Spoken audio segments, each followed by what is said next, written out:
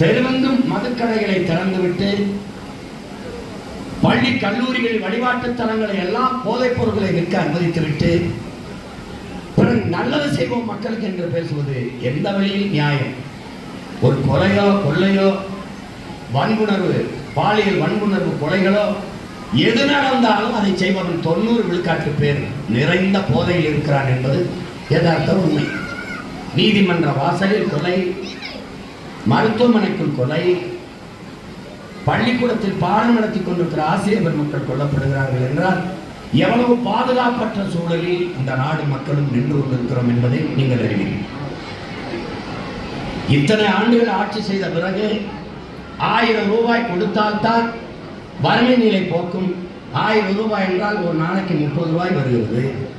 என் அம்மாவிற்கு 30 ரூபாய் கூட ஒரு நாளுக்கு ஈட்டிக்கொள்ள முடியாத ஏழ்மை வறுமை நிலையில் வைத்தது யார் என்ற கேள்வியை யாரும் நாம் எழுப்புவதில்லை.